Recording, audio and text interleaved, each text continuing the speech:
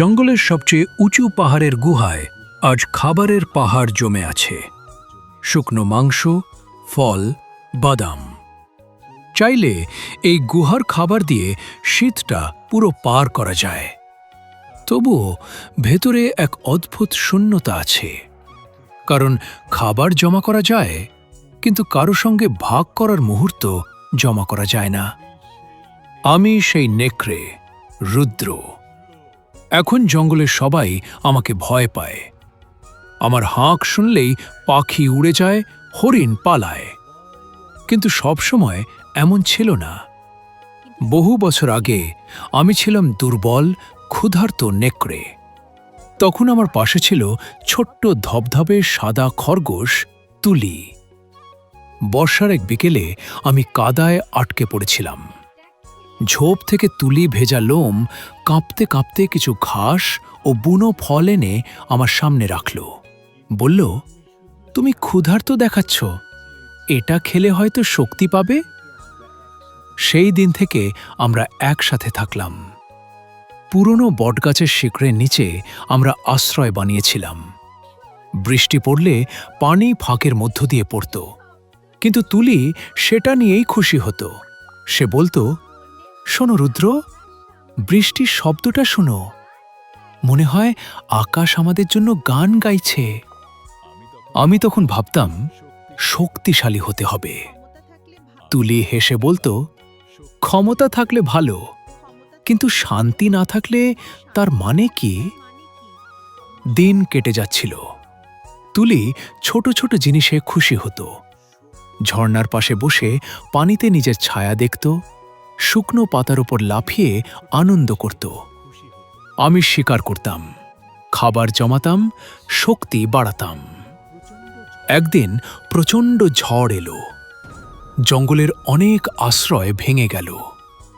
তুলি আমার পাশে বসে বলল, যদি তুমি বড় আর শক্তিশালী হয়ে যাও, আমাকে ভুলে যেও না। আমি বলেছিলাম, আমি কখনো তোমাকে ছাড়ব না। কিন্তু সময় আমাকে বদলে দিল। আমি শক্তিশালী হয়ে গেলাম। বড় প্রাণী শিকার করতাম। জঙ্গলের উত্তর দিকের পাহাড়ে বিশাল গুহা দখল করলাম। তুলি তখনও ছোট আশ্রয়েই থাকতে চাইত। সে বলতো, শিকড়ের নিচে বসে বৃষ্টি দেখা, এটাই সুখ। আমি বিরক্ত হয়ে বলতাম, আমি আমাদের জন্য বড় জীবন বানাচ্ছি। তুলি চুপ হয়ে যেত। তার চোখে শান্ত দুঃখ থাকত। একদিন ভোরে তুলি বলল, আজ আকাশ পুরো নীল, চল নদীর ধারে যাই। অনেক দিন আমরা একসাথে বসিনি। আমি নতুন এলাকা দখলের পরিকল্পনায় ব্যস্ত ছিলাম। বললাম, আজ সময় নেই, পরে যাব। সে আর কিছু বলেনি। সেদিন বিকেলে আমি জঙ্গলের সবচেয়ে শক্তিশালী নেকড়ে হিসেবে স্বীকৃতি পেলাম। সবাই আমাকে সম্মান করতে লাগল। আমি জয়ের গর্জন তুলেছিলাম। কিন্তু দূরের পাহাড়ে কালো মেঘ জমছিল। রাতে গুহায় ফিরে দেখি চারপাশ নীরব। তুলি নেই। মাটিতে তার বানানো ছোট ঘাসের মালা পড়ে আছে। পাশে কাপা গলায় এক কাঠবিড়ালি বলল, তুলি নদীর ধারে অপেক্ষা করছিল, খুব দুর্বল হয়ে পড়েছিল। শেষ মুহূর্তে বলছিল, রুদ্র কি একটু আসবে? আমি সবকিছু ছেড়ে নদীর দিকে দৌড়ালাম। বৃষ্টি থেমে গেছে, নদীর পানি শান্ত, চাঁদের আলো পড়ছে, কিন্তু তুলি আর নেই। আজও আমি জঙ্গলের সবচেয়ে শক্তিশালী নেকড়ে। আমার গুহা খাবারে ভরা, সবাই ভয় পায়। তবুও বর্ষার রাতে নদীর ধারে বসি। মনে হয় তুলি আবার লাফিয়ে এসে বলবে, শোনো রুদ্র, এবার কি করো?